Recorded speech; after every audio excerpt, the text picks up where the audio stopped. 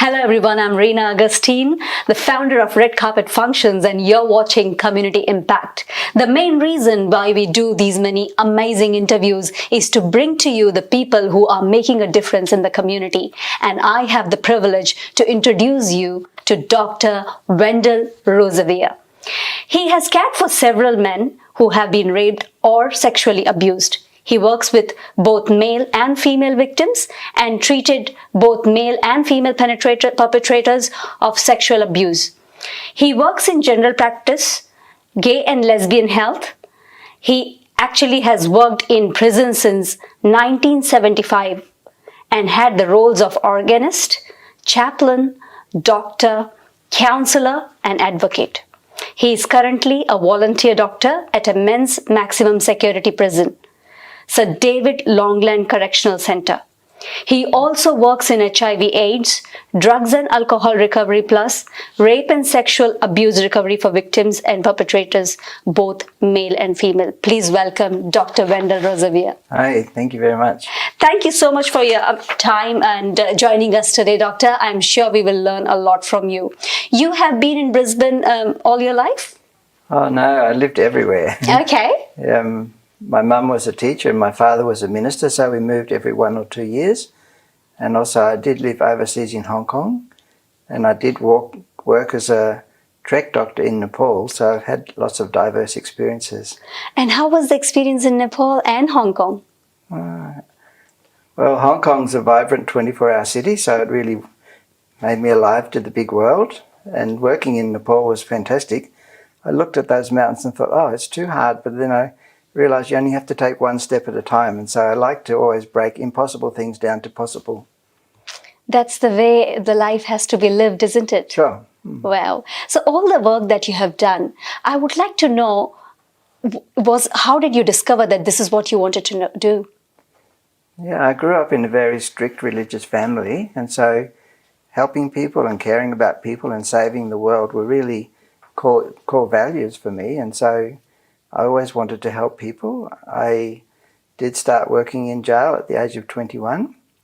I don't work there at the moment. I work in the community, and people come and bridge back to the community through my clinic. Mm-hmm. But I had a bit of a save the world approach. But one of the good things about going to work in prison, that I learned to accept other people and be honest face to face, and that helped me then learn to accept myself and be honest for myself. So I believe in a mutual benefit model, that as we accept each other and make it safe to be honest together, we actually learn from each other. So I learn from a mutual benefit model. And so now, instead of deluding myself that I could change other people or save other people, I just make it safe that they can be honest and I can be honest, we can be honest together. And then they can come out of the fear of my honesty getting me rejected, or my addiction getting me stigmatized or judged, or my sexual abuse being used against me to make me feel devalued again. And so in all my work, I just simply make people feel safe and valuable so that they can afford to be honest for themselves, and then they change themselves, not me delude myself that I change them. Because in jail, if you have an agenda to change somebody else, they think, oh, you think you're better than me, and so then they don't trust you. That's right. That's right. At the age of 21, you started working in jail, and you mentioned that you worked for 30 years? Yes, until 1975, until 2005, and my prison closed to be renovated to make a bigger new jail. But I still kept working in the community, because for 30 years I've run a drug and alcohol recovery group called GLADS, the Gay and Lesbian Alcohol and Drug Support Group, and it's used by people bridging back into community.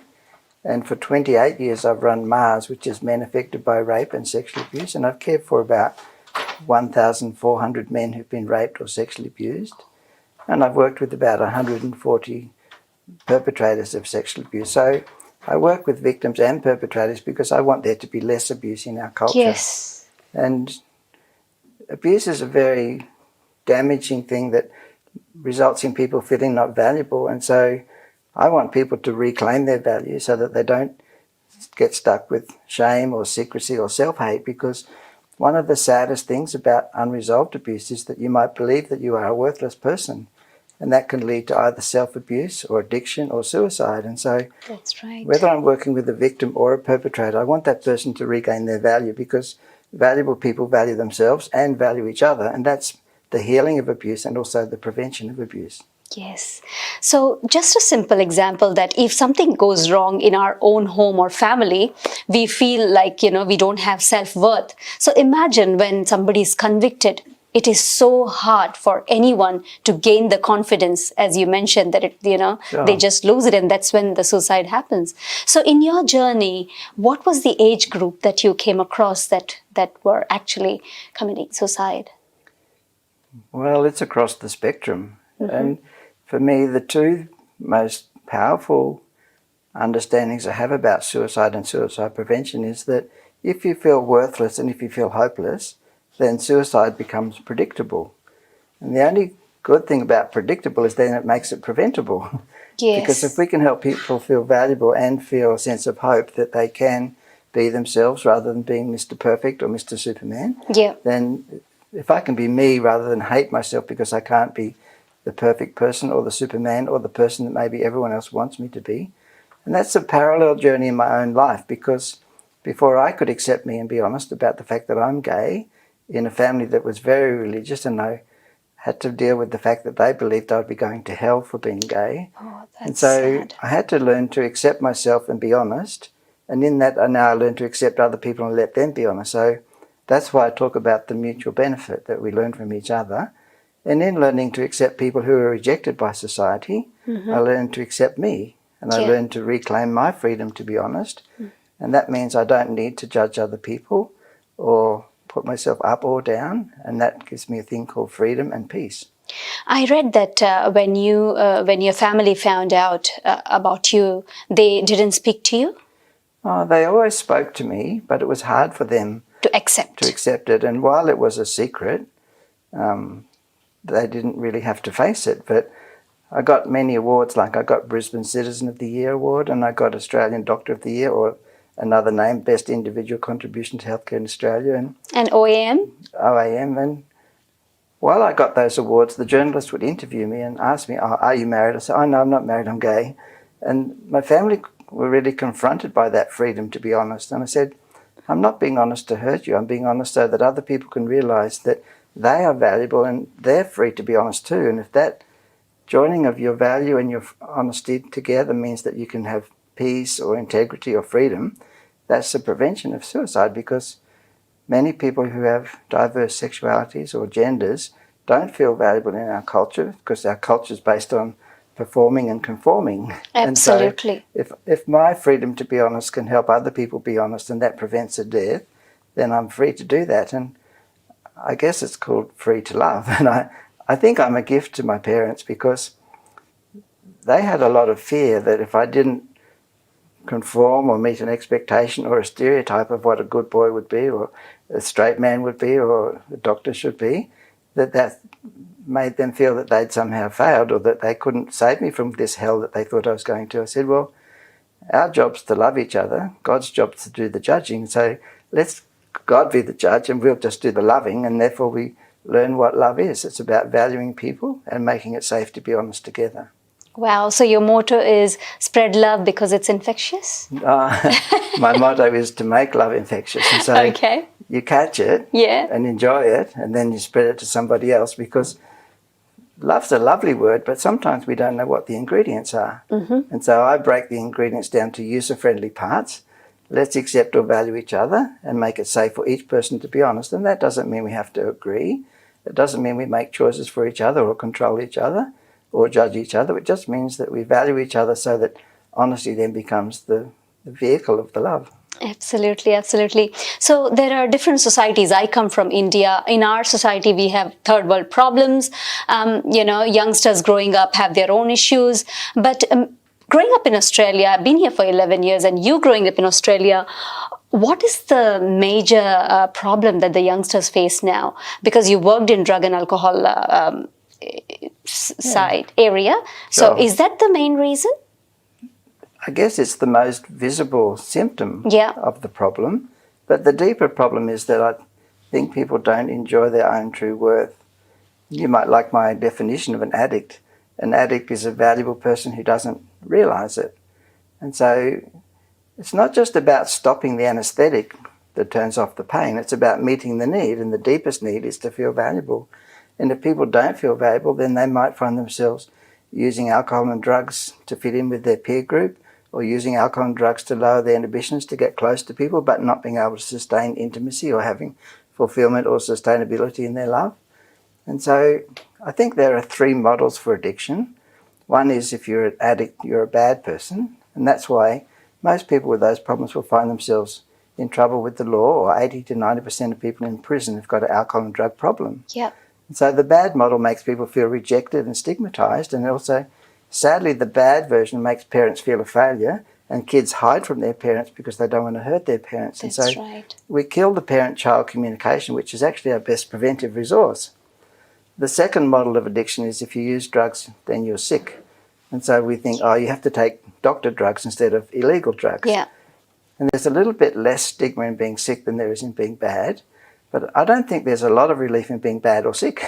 I think there's relief in being valuable. And so my definition of an addict is addict's a valuable person. Recovery is about meeting that need to feel valuable. Because when we value ourselves, we regain our freedom to be honest and say, are my drugs actually enhancing my life or robbing my life? And because we're valuable, we don't deserve to be robbed by addiction. And just this last year, I've written a chapter in this book, Musicians and Addiction. Mm-hmm. And there are many authors, including Archie Roach, Paul Kelly, Eminem, like many international musicians, because musicians often want to feel valuable by achieving or being perfect. Yeah. But that's really vulnerable, because then when you can't sustain that, or you judge yourself as not perfect, or you might get to the top of the ladder but don't enjoy freedom or equality or friendship or be able to be friends with everybody, Yeah. you can be very rich, famous and lonely. Yeah, absolutely. And Whom to so trust, whom to talk. And that's dangerous, because the truth is we all just need to feel accepted and valued.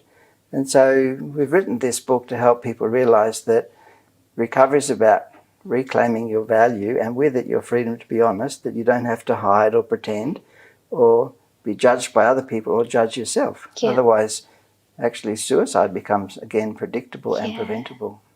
Do people judge themselves a lot? Yes, because while we live in a society that's based on an achievement ladder, that rich is better than poor, or meeting parents' expectations is better than failing, or people who don't use drugs are better than people who do use drugs, we internalise that. And even though we might hate it, Mm-hmm. we actually, because we internalise it, we can judge ourselves. Yeah. We might see ourselves as weak or failure or bad, Yeah. and that pushes people into hiding instead of being honest. And that hiding is fear-based, and you can run your whole life on fear, but it doesn't meet our needs. Yeah. It doesn't give us value, it doesn't give us freedom, it doesn't give us the right to be honest as an equal. And so that's why I like to move from fear to love. And my starting place is you're valuable now, not when you stopped using drugs. And you're valuable now, even if you're uniquely different to what your parents might expect you to be. Like some parents might say, oh, get a real job, don't be a musician. That's absolutely correct. And parents might have lovely dreams for their kids, but if they can model acceptance and make themselves approachable, that their children feel free to be honest with them, then they're being successful parents. Yes, And I yes. say, if you can model honest rather than model perfect, you're now being seen by your child as being approachable, real, and the child won't internalise that and feel they have to hide from you because of fear. So I was in the university, Griffith University, so it was my first day, orientation day, and university had already started. My class was going to start, just orientation, and I was walking, and there was this guy with a guitar, and there was another lady with her, instrument. And then I never spoke to them because I was new. And then later on I said, I should ask them, what do they do? What are they doing? Are they busking here? What are they doing? No, they're studying. I'm like, your parents allowed you? So that was something very shocking for me, because the first thing that we want to study is something that can give you a job, because like music and all is something our parents will never ever, tell us to do. So yeah, I agree what you exactly mentioned, that, and the competition is so much in that industry, especially with the art industry. The competition is too high. So if you get into it, you get into it. Otherwise, a lot of struggle. Yeah. Well, sadly, we see many people being high achievers but still committing suicide. Yes. And it's in many spheres, the music sphere, the art sphere, even the wealth gaining sphere. And so achievement is not a guarantee for the fulfillment of your need for self-acceptance. And so I like to take that ladder and turn it on its side and says, I'm valuable, you're valuable, I'm equal, you're equal. Yeah. We're both valuable. Let's make it safe that each person can be honest, be unique, be creative, be genuine. And we open the door to mutual fulfillment, to creativity, to genuine connection instead of hiding and competing. And it makes life fun. Fun and easier and no judgments, right? And I say to people, you're not the problem, the ladder's the problem. And if you think I'm only valuable when I get to the top of the ladder, that ladder's toxic. Yeah. And so let's do a ladderectomy. If your appendix was going to kill you, I'd need to do an appendicectomy. Yes. But if your ladder's going to kill you, let's do a ladderectomy and throw out the ladder and realise that you're valuable now, not when. And you're valuable and you're equal. You don't need to compare or compete and think that you are less valuable because you're being true to yourself or being unique, whether you're gay or whether you're straight or whether you're bi or whether you're trans or whether you've got a creative job that makes you fulfilled, but it's different to someone else's job. Yes. The job that you do, to be honest with you, it involves a lot of emotions. Sure. You have to be very empathetic, right? Those are things that only a strong person can take it into the stride and do it. So how strong are you? If you have worked in this industry for so many years, tell me that there must be some times that, you know, you would like, okay, this is it, this is too much for me. Have you had that experience? I like this question because we think that safety comes from being strong. But I'm not strong, I'm free. And I'm free to be me and I'm free to be honest. If I have to be strong to achieve or have to be strong to carry on the whole world in my shoulders, of course I would feel like I'm going to sink when I couldn't carry the whole world and I couldn't fix everyone or I couldn't change other people if they're self-harming or stuck in addiction. And so I don't delude myself that I could change anybody else in the whole world. The only person I can change is me. Yeah. And if I can accept me and reclaim my freedom to be honest, that's a gift to the next person where they could value themselves and reclaim their freedom to be honest. And that's sustainable, and that's caring rather than wearing. That's right, caring rather than wearing. And with wearing, you have to be strong and you have to rescue people, or you have to carry whatever they dump on you. And the risk is you could wear out. But I don't wear, I care. Yeah. And caring includes honesty, where I can be honest and you can be honest. And I can say, I can't make decisions for you, I can only make decisions for me, or I can't learn for you, or I can't work out what's in my interest or what's not in your interest. I can only be honest for me, but if I'm honest for me and you then feel free to be honest for you, you can say, is what I'm doing working or not? Are drugs in my interest or not? Is this a dead end or is this a through road? And I can then inspire you to be honest for you. And so then you get relief by seeing my freedom to be honest, not me wanting to change you. Because remember I said in jail, if I tried to change people, they would discredit me saying, oh, you're a do-gooder. Or you think you're better than me, and they would think that I was judging them by that agenda to change them. But if I don't accept people and nurture their honesty, which produces their freedom to change, then I actually couldn't help them. And so I'm not strong, I'm just free. Free and caring. Yeah, and we've got a lot of messages in our society. You've got to be positive. Well, what do we do with the negative? And so I actually don't teach positivity, I teach honesty. Honesty. And if you can be honest about the positives and the negatives, you deal with both. Otherwise, we're so busily trying to suppress part of ourselves that we don't understand or trying to be positive at the expense of being honest, we can feel a failure because we can't pretend. And pretending doesn't actually meet our needs for self-acceptance or the freedom to be honest and have integrity. I like that. So actually you're so right about, okay, we are always positive. Yeah, be positive. But we are suppressing the negativity that's in us, which actually has to be honestly put out so that we can solve it. Yeah, and I think every feeling's there as a driver, like hunger to get a feed, or lonely to get a friend, or anger to say fair go. And I'm inspired by Gandhi. Oh, really? You know, he got kicked off the train and he didn't feel valued. And so then he devoted his whole life to restoring the value of people. That's right. And with that value, the freedom for each person to be honest and say, we need the right to vote, not just be suppressed by people who have power over us. And so I'm not saying something new. I'm just saying What an something. example. I'm just saying something that's liberating for all of us. Because when we could accept ourselves and welcome every feeling, those feelings drive us. Because we all know heaps of stuff, but knowledge doesn't always deliver motivation, but feelings do. That's And right. so I actually teach my patients, if you're angry, let's use that anger to meet the need for justice, which is the equal value of all people. And when we're equally valuable, then we're safe.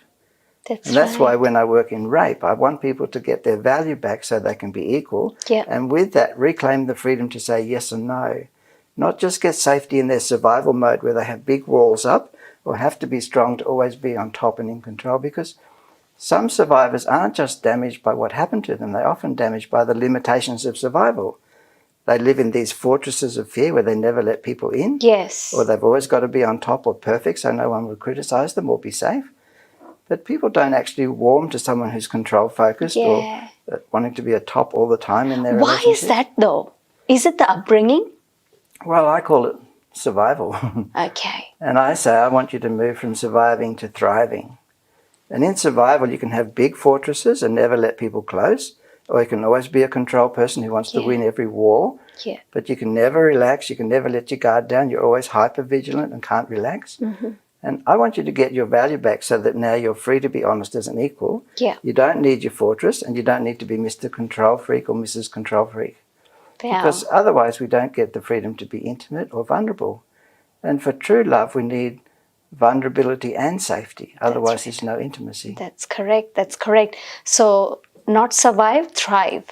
Thrive, yeah. I like and that. thrive is reclaiming our value, so I'm free to be me. I don't have to be Superman or Superwoman. And I can then let go my fortress, because fortresses are so limiting. I call it medieval safety because I can't let my guard down. Yeah. But people don't warm to a shell, they warm to a person. And that's why I share with you, I'm free to be honest. I'm not better than or strong. That's right. Honesty. Be honest. Well, honesty is beautiful, but unless it's linked to safety, it's actually pure vulnerability. Okay. Linked to safety. Yeah, the safety is if we accept each other, I feel free to be honest. But if I think you're going to reject me, I might hide or edit or pretend. So how do we know? Some good measures of whether people accept us as, do they let me make my own choices? Got it. Are they free to be honest with me, or do they pretend to be this perfect person who actually I don't trust? Yes, yes. And you don't have to go far to find them. Well, even little kids are good at picking that up. Yes. You don't have to use big words to let someone know that you accept them or value them. And certainly kids are good for testing that. Yes. If you accept them, they relax. Yeah. If you don't accept them, they will test you, and we might call it rebellion. That's right. But actually that's the kids needing to be safe, and good on them. That's their spirit saying, I want to feel valuable. Do you accept me? Do you mean what you say? Are you going to do what you say? Can I trust you? And we need that safety. Otherwise, it's about who's the winner or who's the loser or who's hiding or who's the hypocrite or who's lying.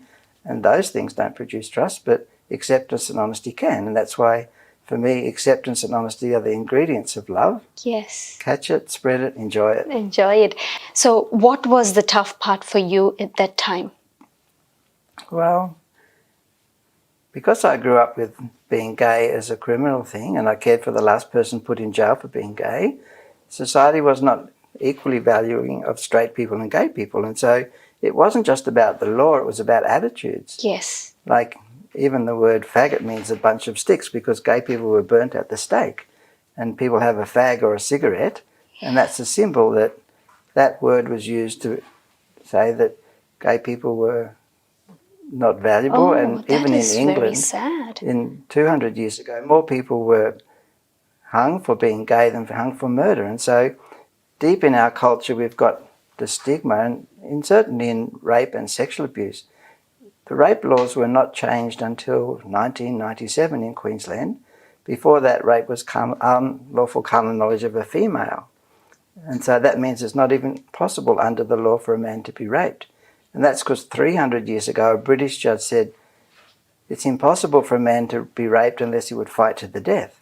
And so if you don't fight to the death, it means you're not a man. And so we get this stigma that men have to be strong rather than it's okay to be honest.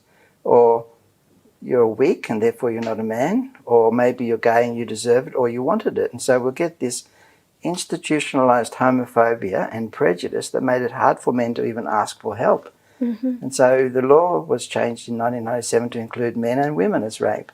And the law was changed for sexuality to be respectful of all sexualities being valuable and equal. Yeah. And only about 2 years ago was the law changed for equal age of consent. We had Yeah. unequal ages. So the law became a reflection of institutionalized devaluing of people, that we Yeah. didn't value gay, lesbian, bisexual, transgender people as equals. And I'm saying safety comes from having a society where the law reflects the equal value of all people, Yeah. and that makes it then safe to be respectful of the honest differences that we had, whether it's different religions, different identity, different sexualities, or different preferences. That's right. What is the advice that you would like to give the youngsters today? You're valuable, even if you don't feel valuable. Reclaim your value so that you can actually enjoy being you, and with that, be free to be you and free to be honest, and find people who value you for your honesty. I call it going shopping in the shops that have got what you need. And if other people want to judge you or change you or put you down, then don't go shopping in those shops. Wow. Go shopping in shops where people respect your value and enhance your value and respect you for your honesty, so that you can reclaim the freedom to be honest, because that's the freedom to be you. That is amazing. Thank you so much for the valuable lessons that you have actually shared with us. Thank you, Dr. Wendell, for joining us today. I've enjoyed it. Thank you. Wow, thank you.